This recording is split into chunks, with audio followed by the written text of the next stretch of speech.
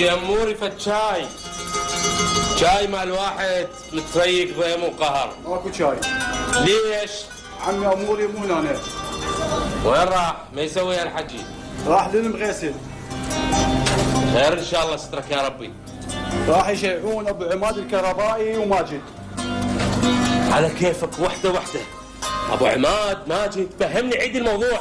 انت البارحه جيت بالمحل ولا لا؟ لا البارحه كنت بذاك الصوب بدت يا جماعه. لا عاد انا ما عندي خلق اشرح لك، روح يم المغيسل وتوقف اللي صار.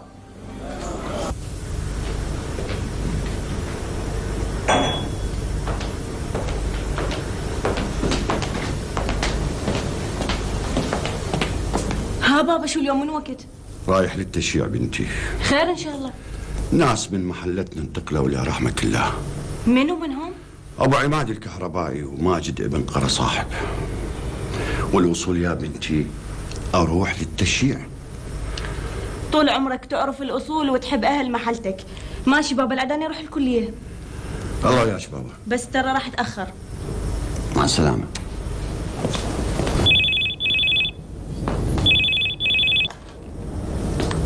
الو منو؟ سمو زقدبوت جبان. ما اريد اسمع كل كلمة زايدة. افتهم الخدامة جوا بالبيت وما اريدها تسمعنا. بعدين ما اريد اشوف وجوهكم. لا تراوون وجوهكم بالمحلة. واللي يسألكم قولوا له كنا بالبصرة. اللي اقوله يتنفذ. سهلة بسيطة. تظلون طول عمركم أغبياء وثولان.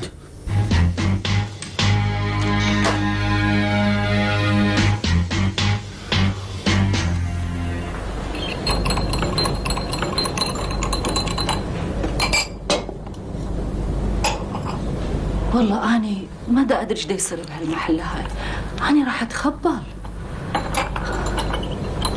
الله اللي يستر. والله هذا ماجد الله يرحمه. إيه؟ بيها عليها يلقوا جسمه مزرب بالسكاكين.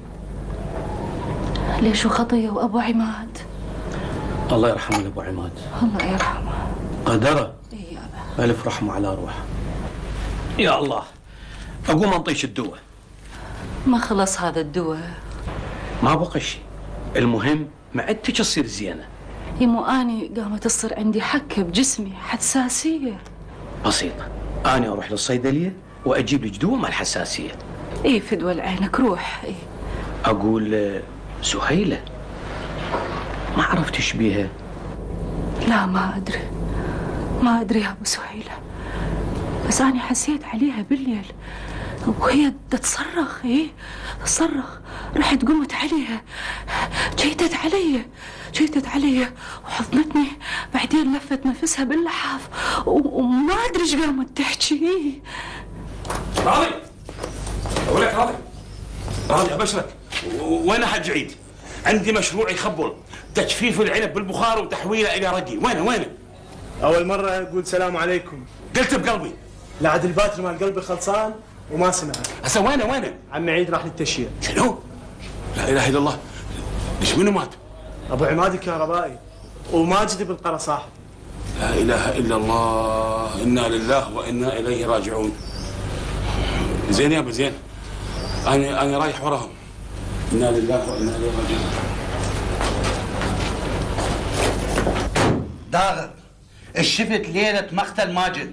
والله يا عمي العفو سيدي كل شيء ما شفت. معقولة؟ حارس ليلي سبع وشهم وعنده غيرة مثلك ما شاف شيء؟ سيدي المحلة كبيرة وانا وحدي. سمعت صياح وعياط وركضت ويا الوادم حالي حالهم. داغر احنا معتمدين عليك بالحراسة والناس نايمة ومطمئنة لين انت تحرسهم وما اعتقد مقصرين وياك. خلف الله عليهم زاد فضلهم بس انا كل شيء ما شفت. هاي اخر قوالك؟ هاي يا سيدي. تفضل وقع.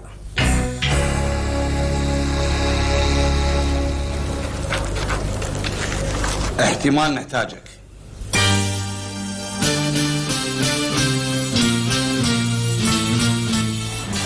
حجي جاسم، نعم. ترى بعد ما لازم ينسكت على اوضاع هاي المحله. اني باكر راح اروح للقيم مقام واتفاهم وياه. استاذنا قائم مقام شو يسوي؟ محله بيها حارس وما بيها غربه. شلون ما بيها غربه؟ حسيبه مو غريبه، وعدا هذول اللي ما نعرفهم، ثم اللي يجون عندهم يطلعون منهم شنو اشكال. كل اشياء تتعلق نكرهها. لا مختارنا هذا مثل قديم، هسه المفروض علينا نعرف هذا منو، ابن من، اصله، فصله، بعدين ليش اجى بهاي المحله من غير بقيه المحلات؟ على امرك، اللي تريده وتشوفه يصير، بس قضيه ماجد ابن قرى صاحب بيها سوالف طويله.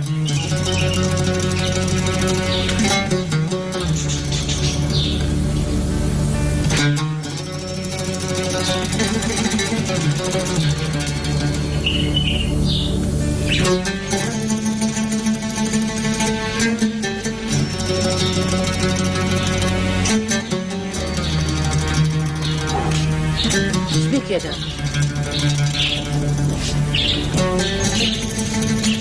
احكي لي يا ابو خديجه، شبيك؟ احكي لي وش مر الهم من على روحك. ابو خديجه شبيك؟ احكي لي ونفح عن روحك. ترى هاي الصفنه ما تجيب لك غير المرض، واحنا ما عندنا غير الله وانت. انا وبنتك نسوان نكسر الخاطر وانت والينا. احكي لي هل بتقدر اساعدك؟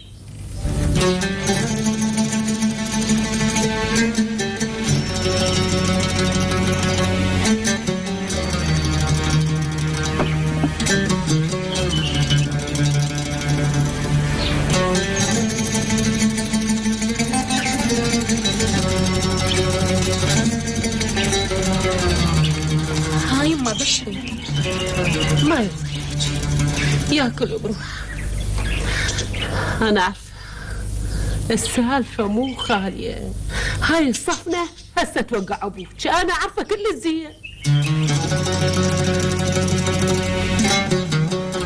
انا امر على عبد الله ومنك اخذه ونروح المركز الشرطه. خاف من تتعطل استاذي. لا ما تعطل، هذا عبد الله ما يقبل يروح للمركز، ما يصير، دم اخوي يروح هدر. شلون راح نلقى المجرمين؟ اسمع، اذا اجى هذا موسى تحاسبوا وياه على الفلس، لا تخلون دينار واحد دين، لان هذا فد واحد مو ثقه. صار استاذ. يقولون أن تعلم لغة جديدة أمر مستحيل، وأن أمثالنا عليهم البقاء في طريقهم الخاص، لكنني لا أصدق ذلك. دولينغو يجعل الأمر بسيطا، دروس قصيرة وتقدم حقيقي ومجاني تماما. لست بحاجة لإذن لتبدأ التعلم. ولكل من قال وله أنه لا يستطيع، هيا انطلق معنا.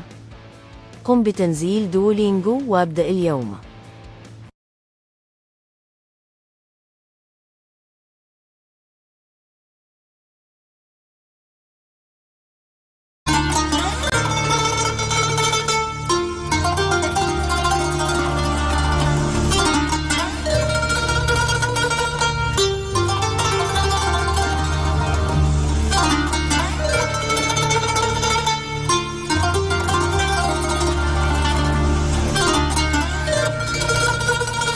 تفضل ظنون.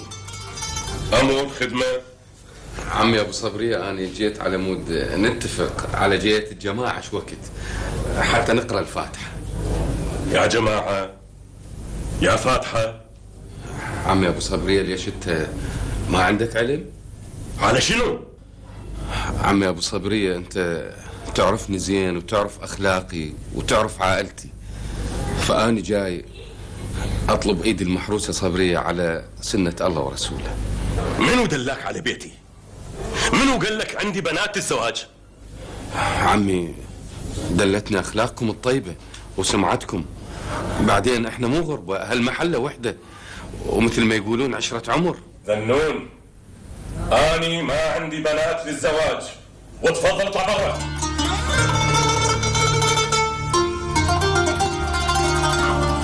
منو قال لك عندي بنات للزواج؟ آغا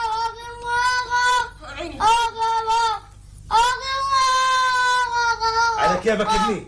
لو كل المرضى مثلك نعزل. ايش بيك؟ حقه الألم ما ينحمل. ما يخالف ام خالد، هسه وداعتك اسوي لك شازين. يعني ها شنو؟ شنو؟ شكو شنو يا خالد؟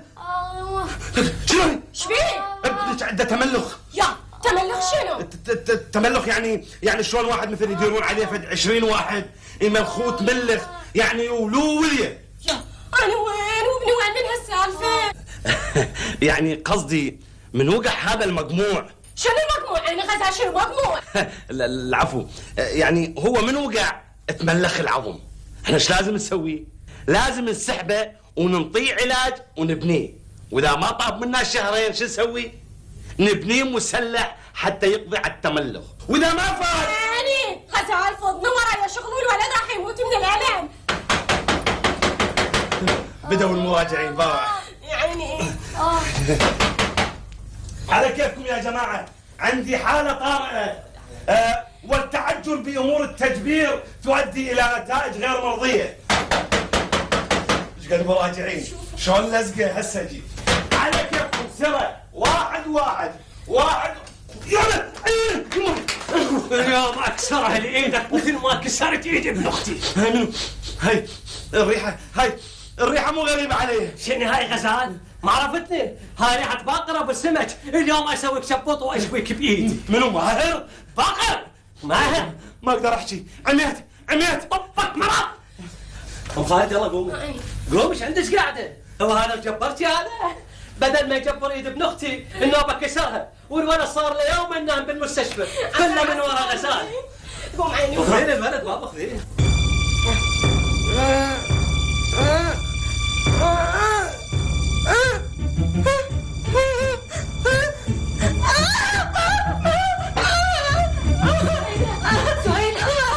يما اسم الله يما الرحمن يما ايش بيك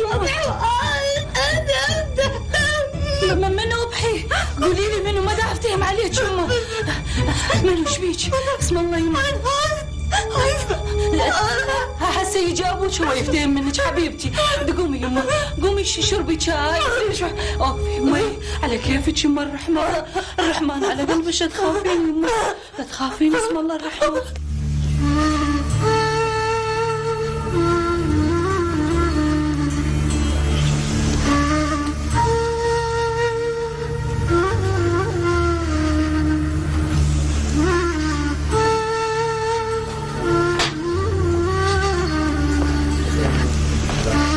السلام عليكم.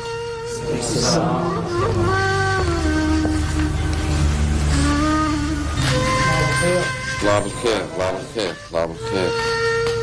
عبد الله الضابط رايدك بالمركز. سكوتك هذا مو من مصلحتك يا اخي. روح انطي افادتك والباقي سهل. ارجوك روح انطي افادتك، احكي اللي عندك. حنوش يرحم ابوك وين واصل؟ عندي مسواق هوايه يم البقال، اخذه واروح لوسط المحله. عندي كيس يم بلقى باخذهن وياك. تشاسه هوايه واذا اختلط كيسك وياهم تصير لنا مشكله. ايش دعوه؟ صاحبه المسواق حسيبه. هم حسيبه اللي اراويها الويل مثل ما اشتكت علي. تدري ذاك اليوم شو تقول لي؟ تقول لي انت تتحارش بي، بروح على ابوك، اني اتحارش باحد تقبلها انت؟ بس هاي المره هي اللي تتحارش بي دائما. صبري خلاص يا اخي صوتك ليش يابا؟ قاتل ابو هاني. انا اقول لك الطاب والطالع سبعه حكي، طين التنانير بباب بيتهم، توسخ الحائط، حتى الخطار مالهم ما خالص من لسانك. واخر مره سمعت حكايه انا سمعتها انت محرض ولد المحله عليها وعلى اللي قاعدين وياها. اني ايه هي قالت. وصدقت انت؟ ها انا قلت غني ما يسويها، بس هي قالت. انا لو اريد اسويها السالفه كان سويتها بنفسي. بسيطه حسيبه. ليش انا ما اعرف سوالف التهريب مالتك؟ انا ليش حسيبه؟ تدلل يعني البضاعة شلونها؟ ما يصير خاطرك إلا طيب. صار يا أبو نبيل لا تصير بخيل وياي. ماشي مع السلامة.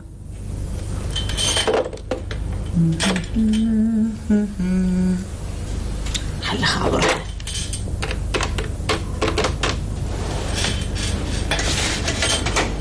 الو هناوي؟ هلا شلونك؟ شكو ماكو؟ لا لا لا لا. شنو؟ اي مو قلت لك اني ايش وداها يم ام اسمهان؟ بابا دي روحي جيبيها. اي ما اخاف احد يشوفها انه. يلا روحي. اي انتظرك على التليفون. هلا.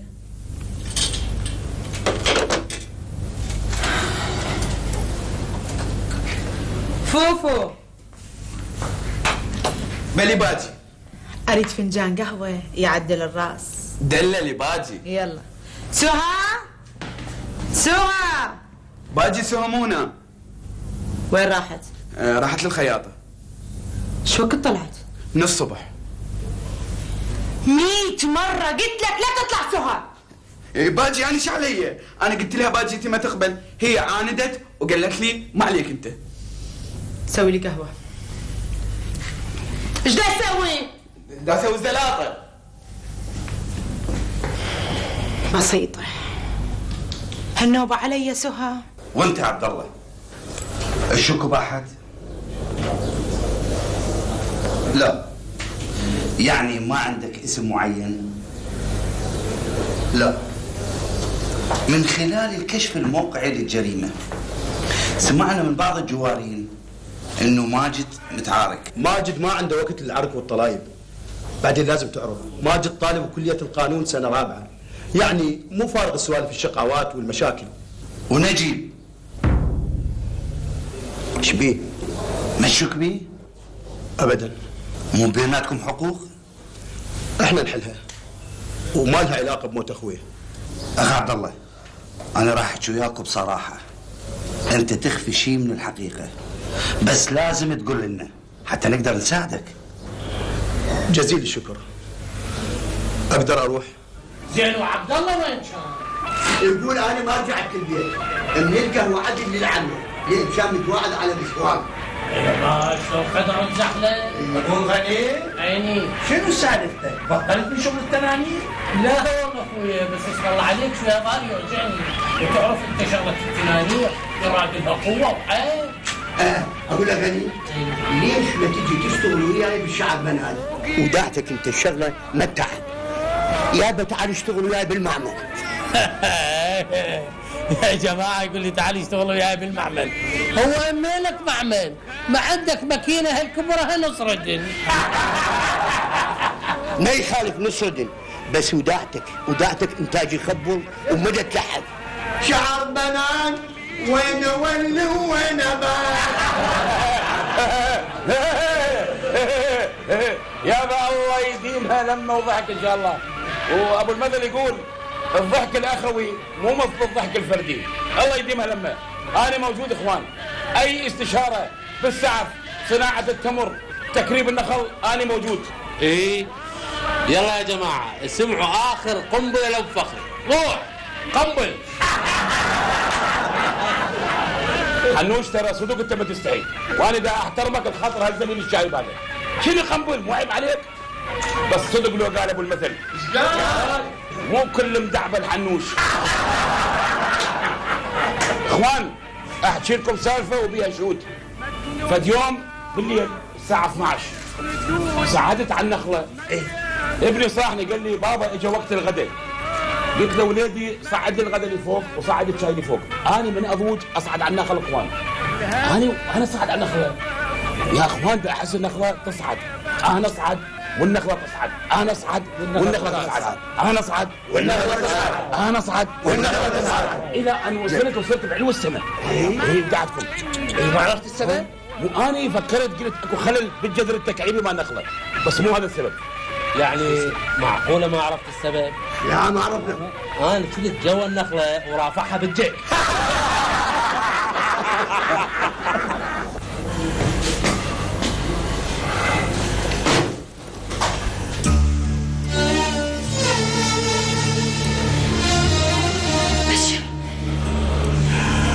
بشر شبشر بصبرية، شبشر. ماكو مكان ما رحت عليه، ما خليت مستشفى، مركز شرطة، الطب العدلي، ماكو اي اثر للمحروسة بنتك. صرخي صرخوا فضحيني قدام هالمحلة، حتى هالمحلة يسووني حلج بحلوكم. صرخي وخليهم يشمتون بيا ويضحكون علي. ليش هيك صبرية؟ ليش هيك؟ هي هاي دقة. ما فكرت بأبوك؟ ما قلت ايش راح أقول للناس؟ والحل يا رجال، والحل اكو غيرها، هي عندها الحل. منو؟ خديجة. وين كنتي؟ وين كنتي؟ العفو باجي مالي، انت اللي يطلع منا قلت لك ما إلى رجعه، كم مرة طلعتي؟ صدقيني باجي، صدقيني كنت يم الخياطة. يا خياطة، صوتك من الناس يا خياطة. هذا الحكي قشمر بي فوفو، قشمر بي هنا، مو حسيبة زي اللولا. باجي صدقيني هاي آخر مرة. وش آخر مرة؟ 100 مرة قلتي آخر مرة. شو يقولن علي أهل المحل؟ وانت شلون؟ قاعدين ركبة ونص، أنا من وراش تجيني حكاية. عفوا يا باجي، أنا آخر مرة أطلب السماح، أبوس يدك الله يخليك. وصوتك ولد، صوتك خزيتيني ولد. امشي لمني بخلاقينك، يلا وطلعي برا بعد لا ترى من وجهي. لا عافية، أبوس يدك. نمشي مشي غرفتك، يلا. صار فوفو. بلي باجي. عندنا خطار اليوم. اي امشي حضر لنا القعده، ابو همام يتدلل علينا واليوم راح يجي. يلا امشي. دللي باجي.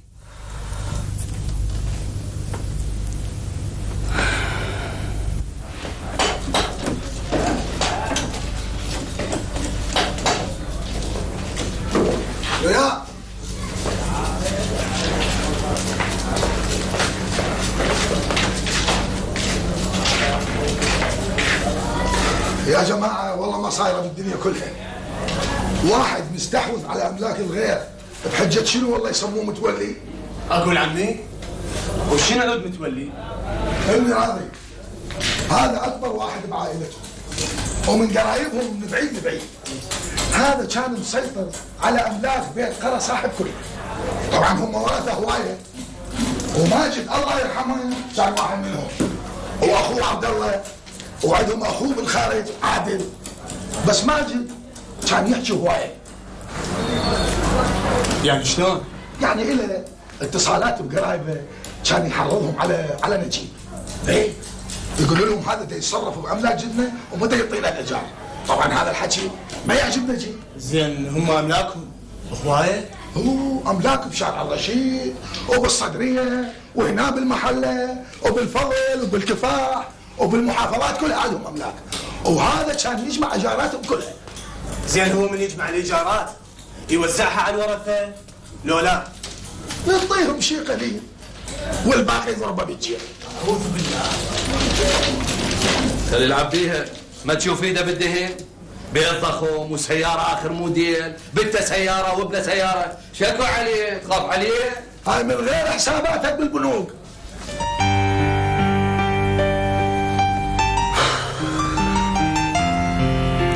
همام يلا خلنا نطلع، انا ضجت. أزهار ماكو واحد يروج منكم، عايش بيج. يعني انا عايزه دوامي وجايه هنا حتى اشوفك لاشوف الكتب. بس تحملي، الرسالة باقي لها صفحتين وتكمل، اتحمل يا عم.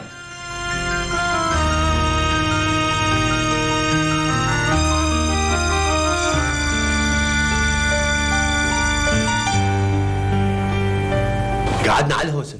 يعني ماكو احد من ولدك، حضرتك، زوجتك، شاف شيء؟ سيدي المحلة كلش امينة وما متوقعين يصير هيك شيء. سمعنا ناس تركض، هوسة، ناس توقع، ناس تعيط. قعدنا وعرفنا ماجد مقتول، الله يرحمه. زين اكو احد كان يجي بالليل يزوره للبيت؟ لا ابدا، بس مرة من المرات دخلوا يمه جماعة وسمعت منه يقول ذولا قرايبنا. وقاعدين نتفاهم على مود الأملاك اللي يسيطر عليها نجيب. نجيب كان يزورهم للبيت؟ أبدا، بيناتهم مشاكل، وخاصة ويا ماجد. زين هو كان يتأخر بالليل؟ المرحوم كان يجي من وقت، الله يرحمه كان ملتهي بدراسته، وكانت آخر سنة إلى كلية القانون. زين أبو ناظم،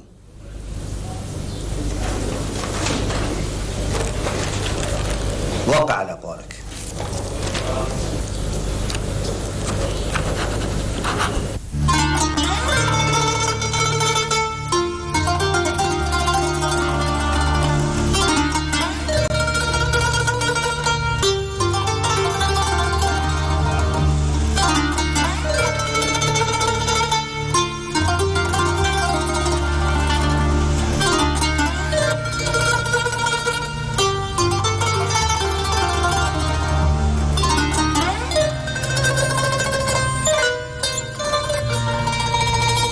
يمه هسه شلون؟ تبقيني بهالحال؟ ليش يما اللي راح من عندنا شوية؟ رحميني يابا، بعد ما يفيد البكي. ابونا راح الله يرحمه والبركة بيك. تدرين اذا صار شيء عليك احنا صدق هالمرة نصير يتامى.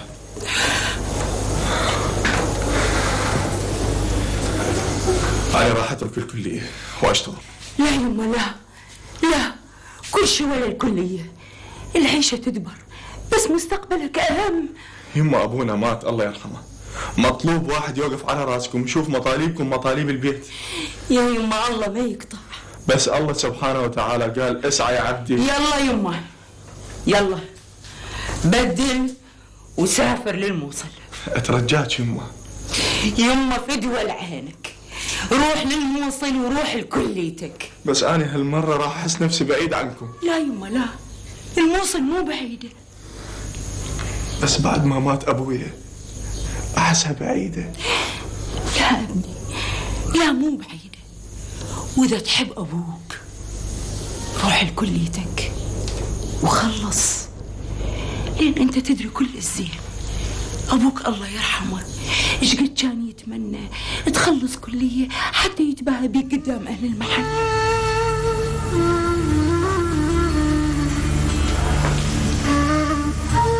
أستاذ ماجد،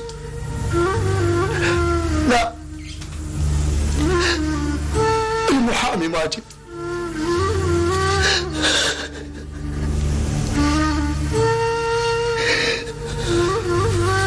دمك ما يروح هدر،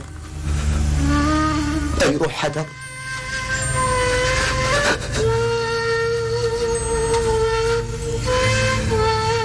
لازم أدز رسالة العادل. إيه، أدز رسالة. أخي العزيز عادل. والحل نقتل داغر وعالم خرنا سهيلة. يا عمي خوش حكي.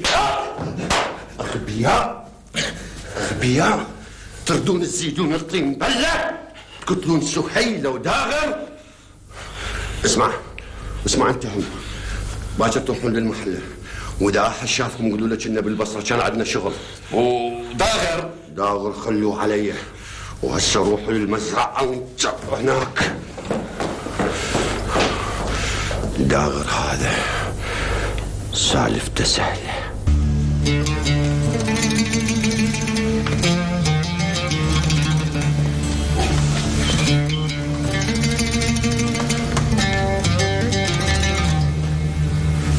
شلون يا رب؟ منين اجتني هاي البلوى؟ الناس كلها نامنا على بيوتها بي، بس انا اذا اعترفت منو راح يأمن على بيتي؟ منو؟ اذا انضح الذهول اللي يسووها للدقة السوداء ما راح يعطوني بي، راح يهدمون بيتي، راح يذبحون عائلتي، وانا ما خايف الا على خديجة. بس اذا سكتت وضميري راح يعذبني. شلون؟ غزال، تدري انا ايش قد احبك واحترمك، ودائما اسعى لك بالخير وما اخفيك سر. خير خير ان شاء الله ابو فهمي. ابو فهمي شنو؟ هذا بالله يستحي هذا؟ بابا اظل احكي لك انا اسمي ابو فخري. ابو فخري ايش قد عيب. ابو فخري. اليوم مريت للسوق يا محجي طالب القصاب. المن شفت يا محجي طالب القصاب؟ المن؟ باقر ابو السمك. باقر شبيه شبيك فزيت؟ باقر دا يمدح بغزال، دا يقول الحج طالب خلف الله على غزال طيبين ابن اختي. ها؟ باقر عيدة ما سمعت؟ دا يقول لك خلف الله على غزال طيبين ابن اختي. اطرش؟ ايه؟ حج طالب ايش قال له يا جماعه؟ ايش قال له؟ قال له والله انا عندي اقتراح لو نبني له فد مستشفى خاص الغزال المجبرتي. لا ما صدق. لا وعيونك هذا الحكي دار بيناتهم. انا ايدت كلامهم لان ابغى اسوي لك مشروع مال عمر. قلت لهم يا جماعه عندي فكره نسوي له، نقول له مستشفى غزال المجبرتي لتصليح الايدي والارجل، وهم وافقوا. صدق؟ ايه وان شاء الله يا جماعه من الاسبوع القادم اسعاره بالخير بيجي مشروع. عندك الاسمنت، لوريات الطوابيق كلها علي والشيء المال كله علي. هسه هم دخلت نفسك في هالشغله؟ انت كلك خلق صاعود نخل. لا اله الا الله. مو صوتك صوتي انا لا اسعى لك بالخير، بس انت صدق ما تستحي. انت ما تستحي. انت ما تستحي. غزال غثيت لابو فخري؟ اكيد قلت له بعد لا تكذب. على كيفك على كيفك ويا ابو فخري. على كيفكم يا جماعه. اموري فد استكان حامض لابو فخري. لا ايش فيكم؟ انا ايش قلت لك انا ايش قلت لك؟ مو صوتك انا اللي اسعى لك هيك مشروع. انت قلت له مشروع وانا اسعى لك بالخير. انت قلت مشروع. انت قلت مشروع. اي صح قلت مشروع يا جماعه يا مشروع. انا قلت مشروع. انت قلت مشروع. انا قلت مشروع. هو هم مشروع، بس مشروع مو باللي بالكم يعني. المشروع الانساني اللي راح اسوي له اخوي شنو هو؟ حجي باقر حالف يمين يذبح هذا لان كاسر ايد ابن اخته، فاي خفضتها من ذبح الى 400 شلق و300 راجدي. يودعكم. يعني انت دزيت علي. مو احسن ما انت تروح عليك؟ وهذا يذكرني موقف مره من المرات. كان يما شلون؟ ما أدري، أنا خايفة من الجايات. ما يرضى يحكي. جقاير وشاي حتى طلعة ما يطلع. زين يما يجوز ما يرضى يحكي لنا سالفة أبوي. ليش ما نودي على راضي وهو يحكي وياه؟ لأن أبوي يحب راضي ويحسبه مثل ابنه. والله لا يحكي ما أدري، بس السالفة كبيرة وما يفيد بيها لا راضي ولا غير راضي. أنا قلبي يلعب ما مرتاحة. ما أدري شو أقول لك.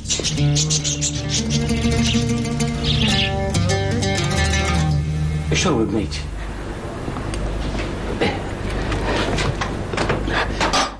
ها بنتي هسه شلونك؟ ماكو فايدة يا رجال، البنية ما ادري ايش شافت واخترعت. هسه خلينا نحاول مرة ثانية. سمعيني بنتي سهيلة، باكر راح اخذك وياي بالقطار. يعني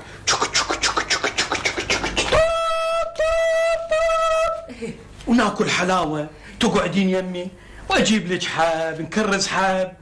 ها بنتي شو تقولين؟ مو قلت لك ماكو فايدة؟ هسه دخلي بس افتهم يا مرة. ايش خبصتيني؟ ما تقولي ليش خبصتيني. بنتي سهيلة راح اوديك يم راضي واخليه يغني لك اغاني من هاي الحلوة. ها شو تقولين؟ اروح اصيح الراضي؟ هذا وقته هو اجا. انا راح افتح له الباب. اجا هو. سهيلة يمه حبيبتي، يمه بنيتي. يا هلا براضي، هلا وسهلا. تفضل وليدي، تفضل استريح. شلونك خالد؟ هلا بيك يمه، هلا بوليدي. يا هلا بيك. خير؟ ايش فيها سهيلة؟ وليدي تفضل استريح، خلينا نجيب لك استكان شاي وانا احكي لك كل شيء. وليدي لا تخافين يمه. يا مختارنا انصحهم الاهل المحله لا يسيئون الظن بالناس، هذا حرام. ما عندهم شغل غير هذا مات، هذا القاتل لا مو هذا ذاك ما يصير. أستاذنا ناس تسمع من ناس. خلي يستغفرون الله، خلي يستغفرون الله. على كل أنا رحت القائم مقام بس ما لقيته، وراح أتفق وياه على فالصيغة اللي تخدم الكل. أكلون راس أستاذنا، كل ساعة جايين بخبر جديد. ناس تقول نجيب ورا كتلة ماجد. عبد الله ما يقبل يحكي. داغر يعرف كل شيء، ومن يسألوه يقول كل شيء ما أعرف. الشرطة تتحقق وداغر ما يقبل يحكي، وحكاية تروح وحكاية تجي. أعوذ بالله من الشيطان الرجيم. بسم الله الرحمن الرحيم. واتبعوا أحسن ما أنزل إليكم من ربكم من قبل أن يأتيكم العذاب بغتة وأنتم لا تشعرون. صدق الله العظيم. انطوني مجال، هسه أنا أفتهم من عندها. يلا وليدي. يلا أبو سهيلة.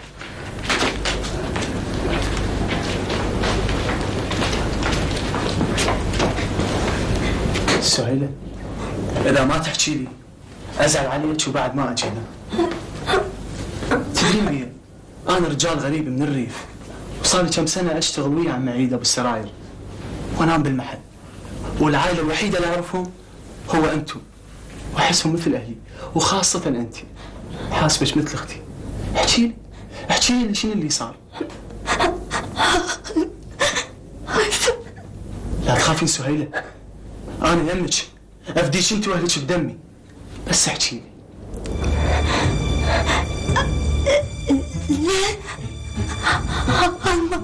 الليل ظلمة؟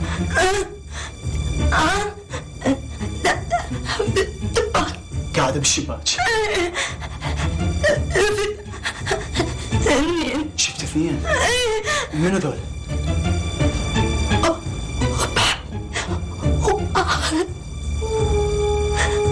صبحي وطاهر؟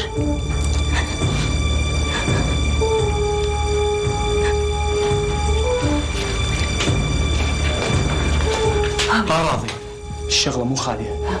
شايفة جماعة؟ من هم؟ تقول كنت قاعدة بالشباك بالليل وشفت اثنين، صبحي وطاهر. ايش بيهم؟ ما اعرف، البنية خايفة، لازم شايفة شيء كلش مرعوبة منه. اي شافتهم ليلة كتلة ماجد. اي هم ماكو غيرهم. يما بنيتي عم ابو سهيلة، هذا الموضوع لا تحكي بيه ببال عم عيد، ترى ذولا ناس ما يرحمون، وما دام عندهم فلوس كل شيء يسوون. زين وليدي، غير نعرف ايش شافت بعد. بعدين هسه لا حد يضغط عليها، خلوها ترتاح وانا احكي وياها بعدين. هيا ما عندكم لا ذمه ولا ضمير. مو هسه يا حسيبه، تالي الليل. مو انت تعرفين ظروف المحله واهلها. طبعا ما راح اجيب السياره وياي حتى ما حد يشوفني. صدق ما قلتي لي منو راح يجي؟ ممتاز. يلا مع السلامة.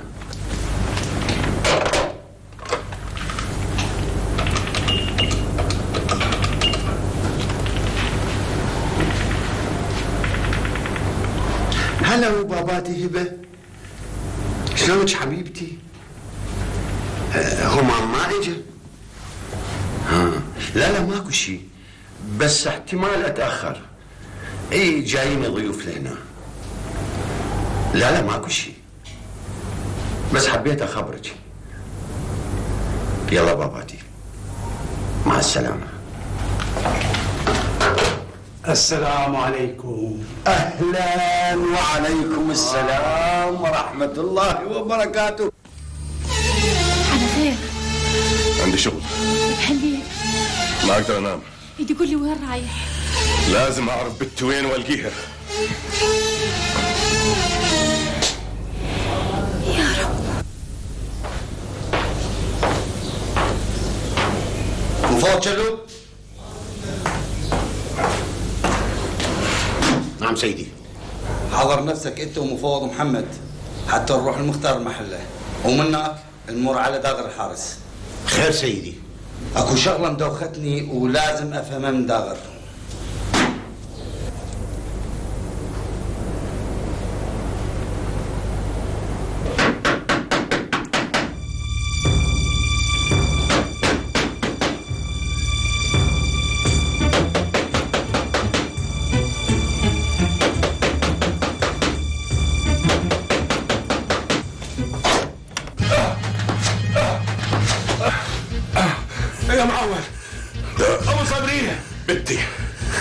اريد اعرف بنتي وين.